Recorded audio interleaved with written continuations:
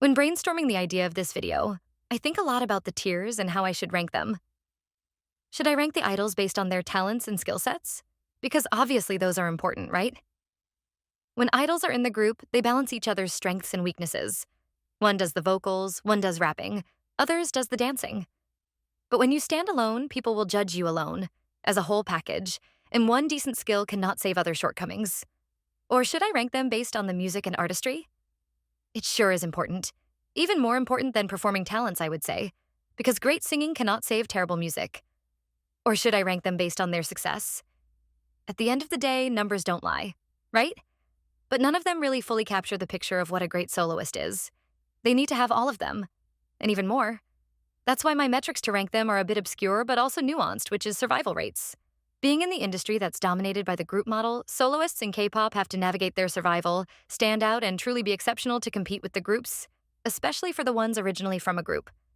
The most important question for me was not who's the most talented idol, who's the best artist, or who's the most successful, but who can survive on their journey as soloists. Survive here can be interpreted in all of those things, but also none of those things. Is your talent decent enough to stand alone? Can you create an artistic identity distinguishable enough apart from your group? And can you cultivate enough success to sustain and survive without your members? A lot of factors should be put into the equation of finding the true survivors. So let's start. Before we go in, let's go through my criteria to select the soloist. Firstly, they have to officially debut as a soloist first. So the idols who have solo OST or solo songs but released under the group's name will not be qualified, such as the aespa girlies. Secondly, they have to be the soloists coming out of a group. Since the conversation is about surviving out of the group and navigating as solo artists, I think it would be fairer and clearer for the ranking to not select idols who went solo from the beginning like BoA or IU. Now, it's the tier list. The first tier is Legacy Legends. These are the soloists that transcends their group's success. Throughout their career, they've proven that they are survivors with multiple career peaks and without the need to be attached to the group identity. More importantly, they have a strong identity, a signature sound and look that has left a huge impact on the industry. Even if they're now at the other side of the hill of their career, their legacy has to be respected. The second tier is Rising Icons. These are the upcoming legends, and the only thing stopping them from reaching the first tier is time. They have the whole package, a strong solo brand, and have garnered success right when they debut. They prove that they could survive as soloists, and longevity is what's left to marinate their legacy. The third tier is Early Bloomers. They show that they could garner great success, but something is missing to really show that they can survive when they actually become a solo artist in the long term. Like, yeah, your debut is cute, but can you sustain it after 2 or 3 comebacks? We will have to wait to really see the answer. The fourth tier is Untapped Potentials. They have 1 or 2 shining moments here and there, but the potential was underexplored, and their career feels underwhelming, their brands feel bland, and their music feels unoriginal. The number was also not numbering that much for them anymore to really survive solo. The fifth tier is Flop. It's either too unmemorable to the point people don't know they have a solo career or notoriously a complete failure when they debuted and will continue to be if they threaten to release more music. Let's start with the Blackpink girlies because they all have flourished their solo career this year, and also they will bring me more views. Starting with ROSÉ, with APT, our girl just sweeps every award possible with just 1 year leaving YG MTV Song of the Year, Disong Song of the Year, #1 song on Apple Music. APT was truly the biggest hit in K-pop since Gangnam Style. Big Rosie really made a stamp on not just K-pop, but also the entire pop culture. Since early days, ROSÉ has always been the member everyone expected to go solo, as she's the main vocalist, has one of the most unique vocal tones in K-pop, and displays a strong passion for songwriting. And honestly, all of those qualities still hold up and evolve after she debuted. From R to Rosie, she's written and composed all of her songs, developed concept ideas, and even directed the visuals. It's clear that she wants to be more than just a traditional K-pop idol. I mean, it was her team's entire angle for the Grammy campaign. Adopting the Swiftian writing style from Taylor, ROSÉ stays away from the maximalism formula of K-pop and leans into a more introspective, emotional, and vulnerable side. No more EDM and hard-hitting YG chorus as Blackpink's ROSÉ, just heartfelt guitar strings and love ballads from ROSÉ, the solo artists. No more strong dance choreography as the lead dancer, just a simple girl with her genuine passion for music. In my past videos, I have always criticized that being only that is not enough for ROSÉ to stand out in the Western industry. However, the context of this video is about K-pop, and ROSÉ is truly one of the few girls who's in this territory, and the most successful one, in fact. Not just APT. On the ground, gone, #1 girls and Toxic till the end gained solid success and established a strong enough evidence that Big Rosie can stand on her own. Now, do I think she needs to do more? Absolutely. I want her brand to be more than just Taylor Swift's daughter, her songs to be more than just basic white girls' music, and for her to beat the allegation of only relying on Bruno. This is only her second era and just her first album as a solo artist. She's at the beginning of her journey to become a K-pop legend. For now, she's in the second tier.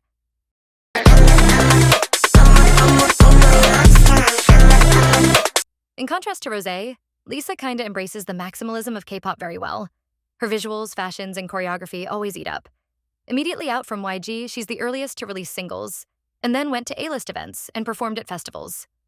Even the entire concept of alter egos for the album also signals a hunger to showcase all of her aspects to the world. But also similar to ROSÉ, Lisa wants to distance herself from being only a K-pop idol to being fully a global pop star.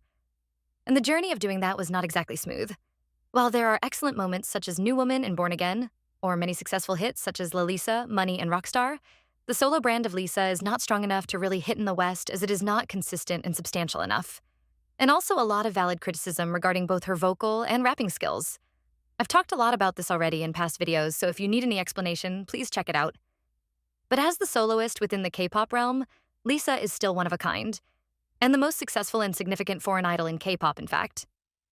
Most foreign idols have to really rely on their group's success because they don't have enough Korean privilege in the industry. But Lisa kind of breaks the cycle and pushes the limit. When the girls were all in YG, her solo debuts were the most successful. Now, regardless of hits, she still has a long way to go. I want her to find her identity and to sharpen her vocal and rapping more because I've seen her vision and potential with some of the best songs ever like New Woman and Born Again. But for now, she's up there with Big Rosie. Wanna rock with JENNIE, keep your hair done, nails done like JENNIE. JENNIE, since her day one, already shook the industry with solo. Debuting solo so early, I thought she would have more opportunities under YG's 7-year contract, but instead, we only got You and Me and a collaboration with The Weeknd near the very end of it. Her potential felt wasted because she's always claimed the It Girl title, always praised for being the most well-rounded member in singing, rapping, and dancing. But everything doesn't matter anymore when she released the best project off Blackpink with Ruby. Ruby is such a cultural moment in K-pop. When you look at the chronological build-up era of it, it kind of shows what JENNIE can truly deliver. Mantra solidifies her It Girl image. Zen shows her creative vision with the sickening visuals. Love Hangover highlights her vocals and steps into this lane of R&B. Extra L delivers her bars and reminds everyone that she is a rapper as well and can write her own rap. Then finally, we have Like JENNIE, which brings the cuntiest choreography ever and showcases her performance skill. And not just the versatile talent, her branding is the strongest out of her sister. Ruby gave JENNIE a much stronger and unique identity. The red-black color, the fusion of K-pop, rap, R&B, and pop sound, the 7 levels theme. If I'm not wrong, Ruby is the most critically acclaimed out of Blackpink. That being said, there's still room for improvement. Her stamina and performance has always been the elephant in the room. Sometimes I wonder if we're in the magical timeline where YG lets Blackpink flourish and comebacks multiple times, attends award shows and stages. Would JENNIE's stamina be the same like this? Because we've all seen how she slayed during her debut years, right? She still has some of the crazy moments as of now, but the energy was inconsistent. All in all, she's also in the second tier with her sisters, but a little bit stronger in the second tier. I feel like all 3 of them only need one more comeback to go to the first tier, to be honest. That's how strong the individuality of Blackpink is.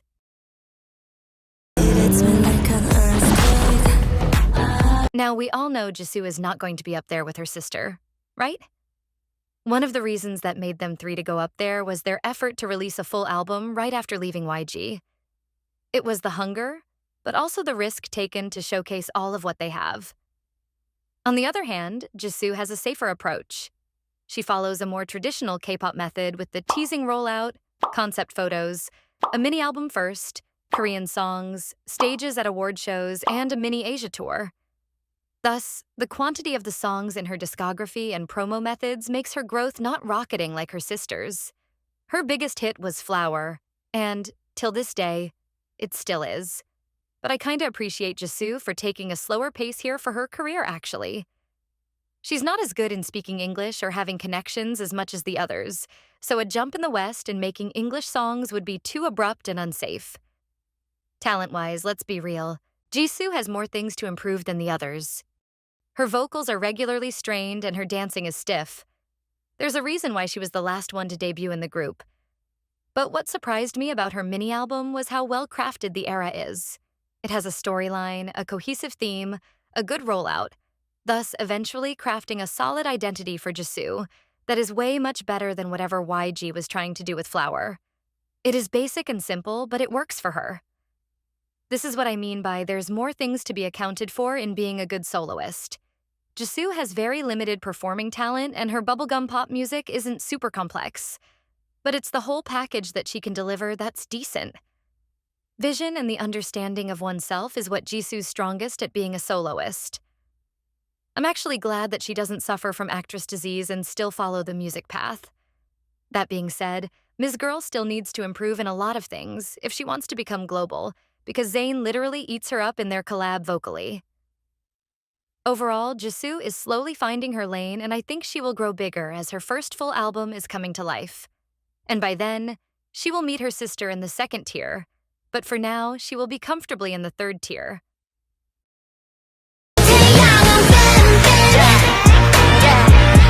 Now let's move on to Idol. Because aside from Blackpink, Idol's also one of the groups with the most unique individuals. Let's start with their leader, SOYEON, whose debut is even before her group with Jelly. SOYEON is undoubtedly a talented idol, a great team leader, an exceptional rapper, and a competent producer, creative director, but something is missing and underexplored for her to really stand out as a soloist. Well, obviously, it's partly due to the fact she hasn't made an official comeback for 4 years now, so SOYEON the soloist is quite overshadowed by SOYEON the idol leader. Her EP is cute though, showing WENDY, the fun and carefree alter ego that was not popular among the public, while navigating in depressing adulthood. The conceptual work was nice, but sonically, the music wasn't really strong, which is the same criticism I have with Idol's projects, where she takes the role as lead producer.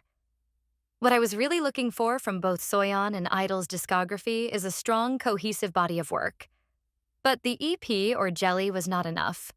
And while her collab projects such as Wow Thing and Nobody are cute, they mostly don't have that SOYEON touch as she was not in charge of creatively.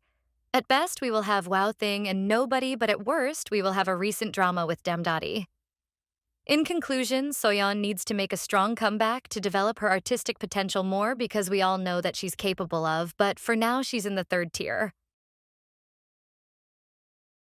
She is certified freak, 10 days a week. YUQI is kind of the same thing. She's arguably the most successful soloist out of the group by being the Chinese it girl. Like, China loves her and literally supports her to the max. In terms of talents, she's very versatile and well-rounded as well. Singing, dancing, rapping, and producing. But musically, the album isn't as strong. I was actually impressed by her debut single with Giant and Bonnie and Clyde. The pop-rock sounds complement her unique, deep vocal tone well. But her debut EP came out last year, and it's something. The speed on slap, bad boogie babies on top. Do I think it suits her playful characteristics? Yes. But do I also think the sound is a bit dated and all over the place and some lyrics are questionable? Also yes. Cohesion and sonic production has always been a repeating problem with Idol. Probably because they are a self-produced group, and the input from other experienced producers are often limited. She does have some highlights, though. There are catchy tunes such as Could It Be or Radio or even Motivation. But in order to be in the second tier, she needs to release a solid body of work first. I really think the dark pop rock sound suits her much better than the playful hip-hop brand in her debut EP. In an alternative universe where she chose to follow a solo career in China, I think she would be a great soloist. But as a K-pop soloist, YUQI is in the third tier, with great potential and support to move forward.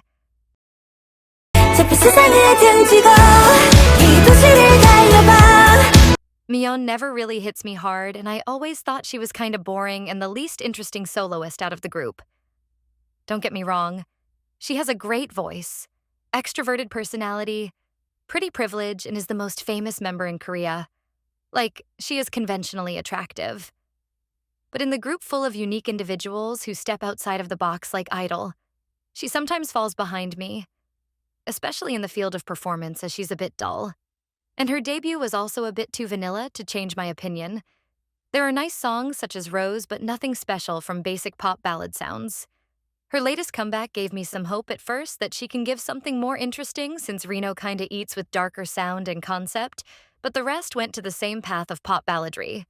It then made no noise. At least it's cohesive though, and complements MIYEON's vocals well. I mean, I appreciate it, but the brand and identity isn't really strong and interesting for her to really stand out. She's in the 4th tier for me. You think you know me, I'm her. Who's MINNIE is the latest one to debut, but honestly, she's the one to gag me the most. She balances the qualities that the other members have. She introduces an identity that feels both cohesive and authentically unique through her debut EP, Her. She explored love, romance, and obsession through different levels, but also tied it together with the dreamy, euphoric synth-pop production and her signature seductive siren voice. The visuals also eat as well that complement the songs and her brands. It took MINNIE 7 years to debut as a soloist, but it kinda pays off as she said she is a lazy perfectionist. However, I will still have to rank her in the 3rd tier because she just debuted and still has a long way to go. In addition, she doesn't have Korean privilege like MIYEON and SOYEON, or a strong fanbase like YUQI, so we will have to wait to see how she can thrive in these hardships.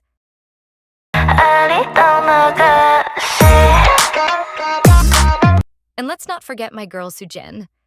She's my bias, and I low-key have a soft spot for her, even after leaving the group.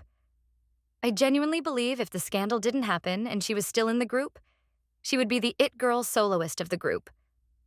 If you follow Idol's early years, you can see how Kpop was trying to make her the daughter of HYUNA. And to be honest, she kinda lives up to the nickname, everyone adores her. She has such a seductive presence and aura that crowns her the fan cam queen at one point. But then, of course, 2021 hits and we have to live in reality. SOOJIN had to leave, stayed on hiatus for a couple of years, and then debuted solo under an unknown company. And boy, that journey was rough. Due to the scandal, she barely performed at any stage, no TikTok challenge, and only has like 1 comeback maximum per year. The only sustainable income was touring, and it was also canceled due to the poor management of the company. Her number also declined to Nugu number. Despite all that, I would say that she managed to release 2 decent EPs. While Agassi and Mona Lisa are kinda ass title tracks, the B-sides from these 2 projects have cohesive themes and interesting productions. It complements her delicacy and sensuality of SOOJIN well. Tai Tai and Summer Days are my favorites. Her latest single was kinda dated and disappointing though. And she really needs to train her vocal more because she can't keep lip-syncing forever. As of now, a lot of hurdles are in SOOJIN's way to really thrive as a soloist.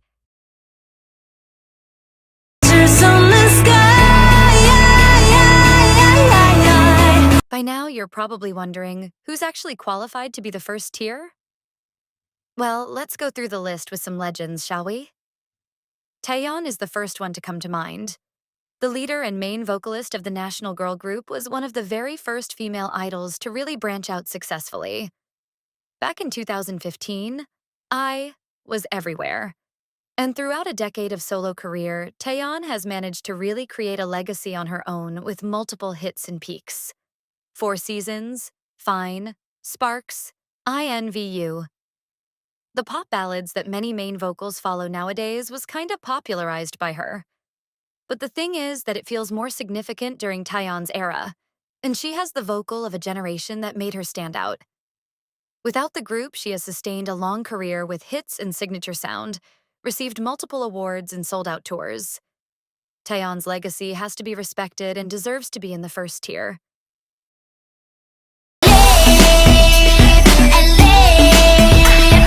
We all hate HYUNA by now, but let's be real. She's the definition of a survivor in K-pop. The woman was in multiple companies, multiple groups, multiple units, and has lived so many lives. And every single time, she still manages to gain visible success. Her early debut days in Kpop kinda remind me of Britney, as she can balance so well between cute and sexiness. She was kinda everywhere between 2011 and 2015. Hits like Bubble Pop, Ice Cream, Red, Lip, and Hip, and then even being in the biggest hit of K-pop Gangnam Style. And that already excludes her subunits like Troublemaker and Triple H. She attracts love, hate, lust, and jealousy from everyone, even her coworkers. You have no idea how big HYUNA was at that time. She was kinda Cube's goldmine.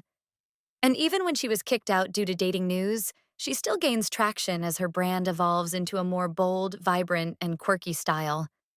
She was one of the best performers in K-pop, and her aura was kinda undefeatable, and can only be brought down by her own when she dated that guy involved in the Burning Sun scandal. HYUNA now kinda vanished into Nugudom, and still has to suffer from physical condition, but her journey has to be put in history books.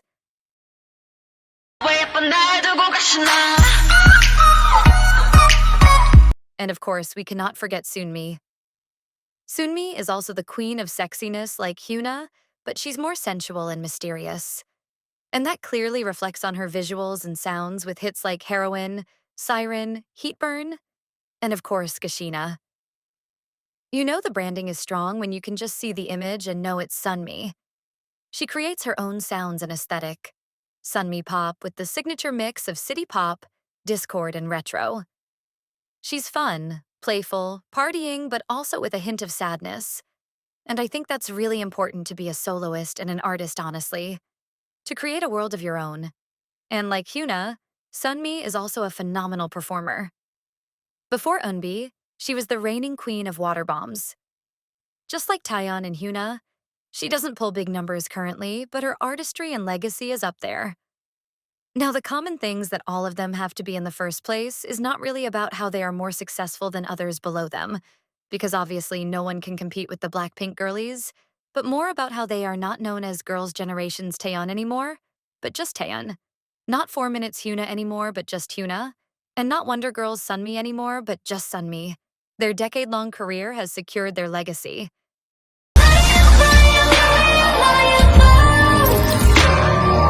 Now that we know what defines the first tier, what about the last tier? I'll give you one example. NAEVIS. NAEVIS was cool and tolerable as a character under the SMCU and aespa's Kwangya lore, but to debut as a soloist? Hell nah. Using generative AI, fuck-ass singing voice, emotionless expression, and debuting even before the aespa girlies. I honestly believe it's the worst solo debut of all time. Now let's go to the Twice girlies. NAYEON is on her way to becoming an icon already.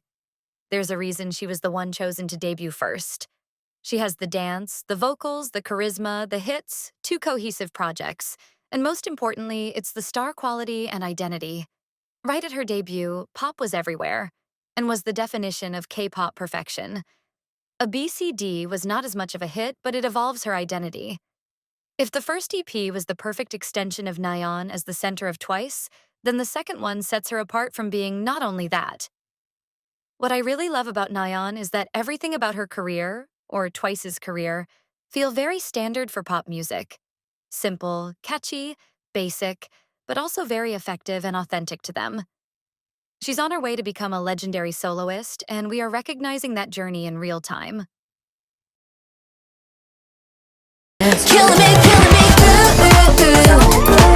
If NAYEON adapted a lot of Twice's cute elements into her debut as the center, JIHYO started her career in a completely opposite way. Mature, sexy, and strong. JIHYO has always been the strongest in the group, one of the best and consistent performers in K-pop. And I believe the Zone album has managed to give her more space to really showcase these qualities even more.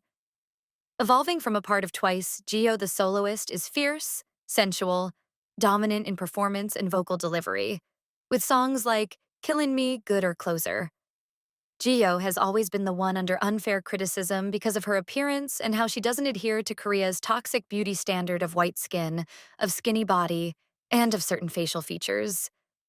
But she's still bravely here to embrace herself and take ownership of her identity, just like the entire narrative of her EP. While her debut is not as successful as NAYEON, I do believe she has created a strong identity for herself musically and visually, and can potentially move up to the second tier with the next comeback. Chewy's solo kinda came and went. I was actually surprised that she was the third one to debut before Jonghyun and Chaeyoung, as Chewy often has limited vocal technique, blank facial expression, and boring stage presence. But if I was capitalist, it actually made sense since she is one of the most popular members of the groups and has a strong fan base to support her financially. However, unfortunately, her debut EP didn't really change my opinion.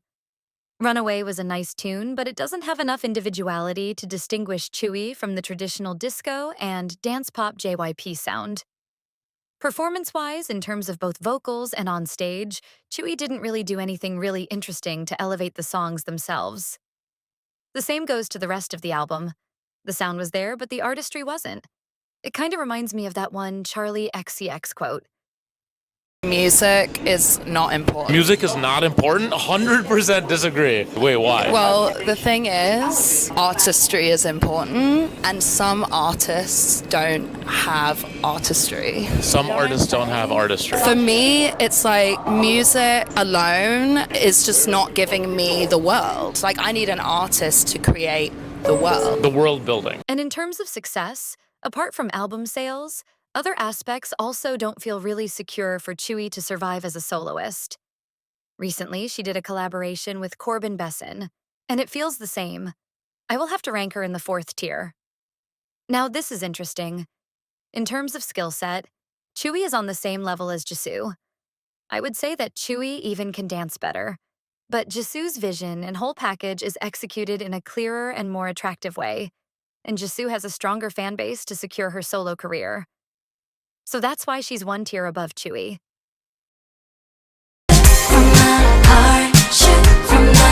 Chaeyoung is the complete opposite of Chewy in the sense that she's one of the least popular members and her success is the weakest out of the members so far.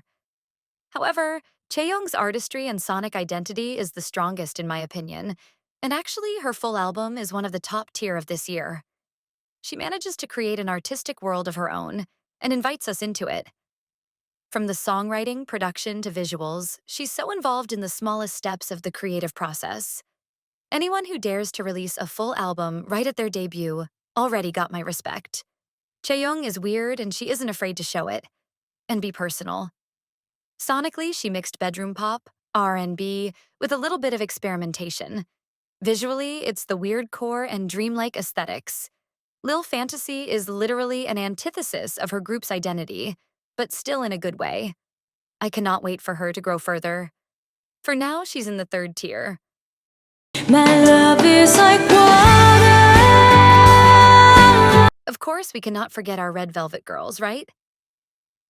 When Wendy debuted with Like Water, I thought it was decent and cohesive, but I wish that she could dab into R&B or rock territory because I felt like the market of main vocals going pop ballad was kinda oversaturated. But then her later EPs did go to that territory. I realized the problem was not the genre itself, but rather the production. It feels so dated and generic in the millennial kinda way. However, her songs are listenable and interesting because Wendy's vocal carries it strongly and adds so much personality.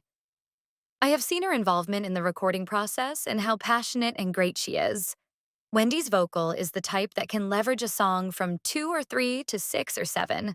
But unlike when she's in the group, her productions lack excitement and bold experimentation to really last. In conclusion, despite some great songs, Wendy's identity is being mostly carried by her vocal talents while lacking substantial production to move above the 3rd tier. I feel like it was too late for Joy to make her first comeback this year after the peak of Red Velvet. Her first EP was already a remake album, and then the second one barely made any noise. That being said, just like her name, Joy manages to create an identity to really expand her already attractive charisma. With cohesive bubblegum pop production, seductive vocals, cute and summery visuals, it feels like she carries the red side of Red Velvet with her. But given the context it was released in, it feels underwhelming and not enough to really stand out and make her name known beyond Red Velvet's Joy. I will have to put her in the 4th tier.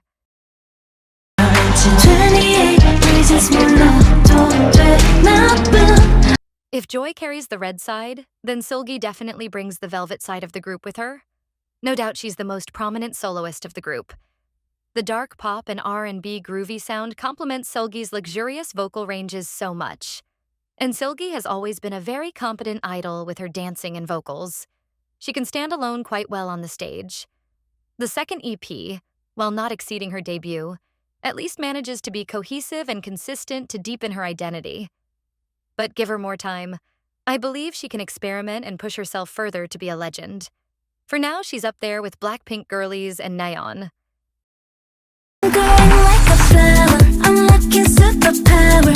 Last of the group, we have the original visual herself, IRENE. Surprisingly, she has one of the better EPs among the members. Throughout her career, IRENE was always labeled to be just a pretty face, but with this debut, it's like she's reclaiming the narrative and declaring that she's more than just a visual. While still giving us the prettiest and breathtaking visual concepts, IRENE also gives us a cohesive almost of an album. IRENE obviously doesn't have the crazy vocals like WENDY or SEULGI, or a truly special tone like Joy, but her elegant delivery complements dance pop elements, river groove, and flowery theme of the album well. But in return, there wasn't also much experimentation and climax for her to really stand out and completely reclaim the narrative. The same with the performance aspect. It's like she always manages to do decently and get a 7 instead of an 8 or 9 out of 10. And also, just like Joy, the timing of her debut was kinda too late and passing the group's prime. I am hesitant between the 4th tier and the 3rd tier, but looking at the 3rd tier right now, I am not sure if she has a strong enough brand and makes a strong enough statement like them. So the 4th tier. This is kind of frustrating because I feel like if Joy and IRENE were to debut during Red Velvet's prime and get proper promotions, they could easily move up.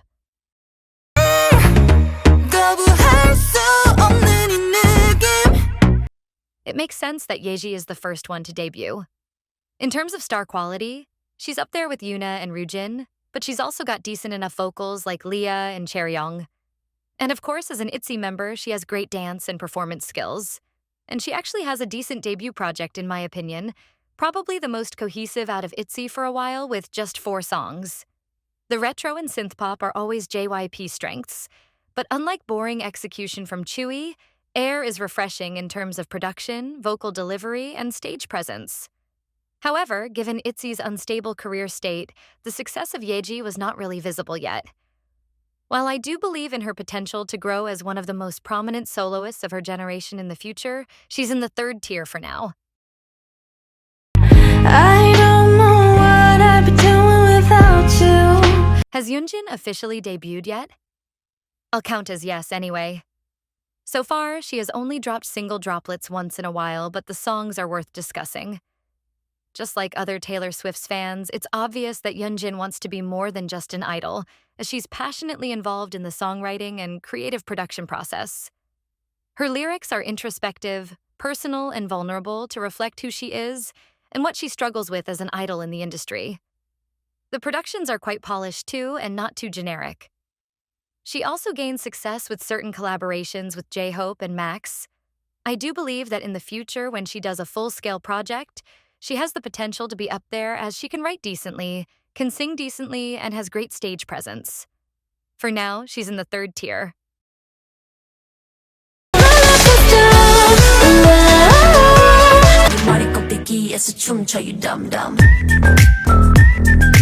SOMI and Chungha are at a weird place because obviously they have outgrown their group IOI and are more known as prominent soloists. They also have multiple big enough hits in their career and built strong branding as soloists. And also they have above-average talents and charisma than the rest of the industry. But I feel like lately they aren't slaying as much as their primes anymore, and they also don't have long enough longevity like the legends in the first tiers.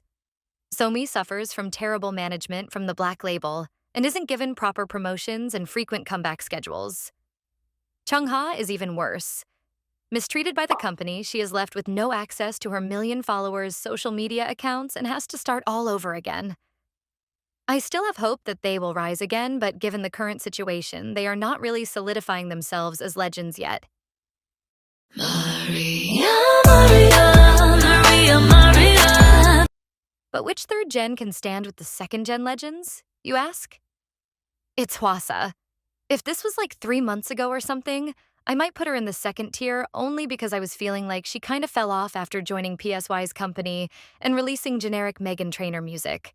But she kinda just has a renaissance with Good Goodbye this year, and in fact, the song is still topping the chart right now. From Twit to Maria, and I'm a Bee, she gives us the sexy vocals, the daring performance, and ultimately a strong brand of a female alpha. It got a bit tiring with I Love My Body and she almost fell off. But Good Goodbye shows that she has artistic versatility and evolution, and also a stable success as she has the most all-kill songs than any third-gen soloists. Her side quests are interesting too. Collaboration with Loco, Dua Lipa, and then Refund Sisters. With all that considered, I definitely think she's a junior legend.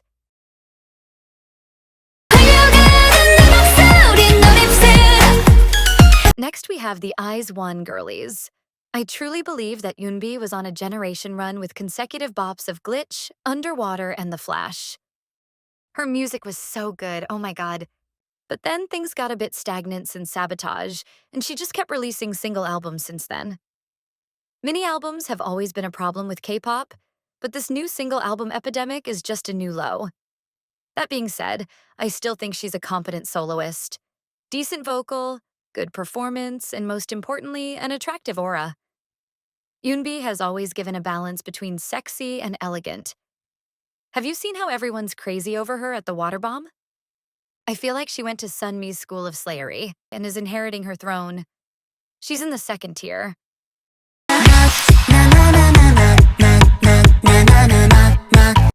CHAEYON is low-key and a one-hit wonder because after Knock, no one even knows the rest of her discography. And that tells something because Knock was barely a hit. Don't try to reheat Knock's nachos, but it just got tiring quickly. CHAEYON is a great dancer, but that's it.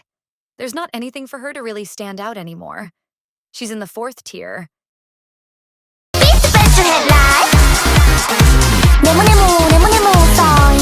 YENNIE was falling from grace after the entire Hate Rodrigo fiasco, but I just think that she's the one with the most consistent branding and unique artistry out of the group.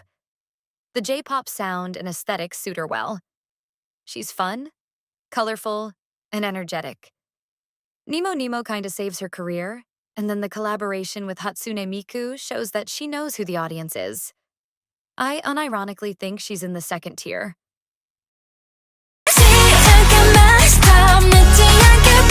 Y'all better give more respect to Yuri's name because she's not just the pregnant girl 222 from Squid Game. She's the main vocalist of IZ*ONE. She has a great voice and elegant music. I'm just glad that she doesn't fall from that actress disease too much. However, I just need her branding and star quality to pop out more. Compared to YENNIE and Yoonbi, I feel like Yuri is less memorable. I think she's in the third tier.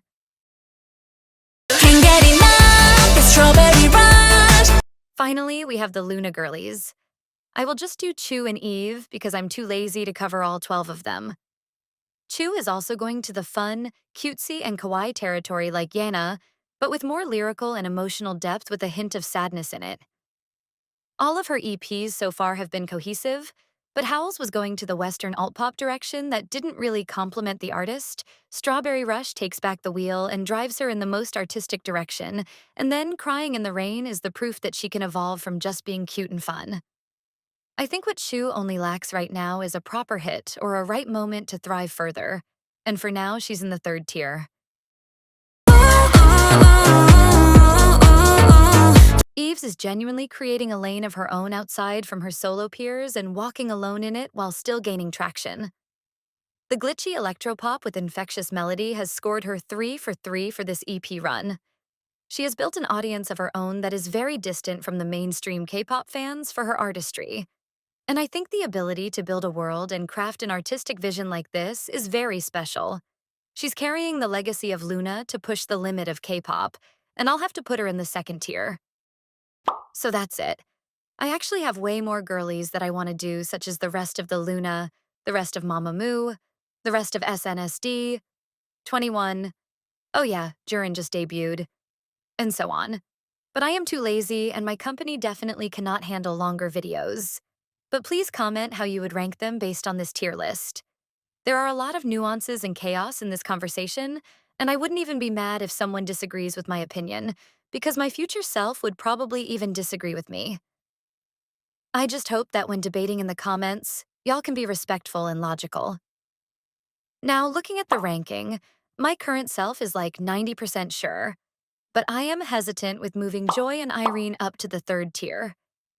Please let me know also in the comment what you think. But for now, thank you for watching me yapping and see you in the next video.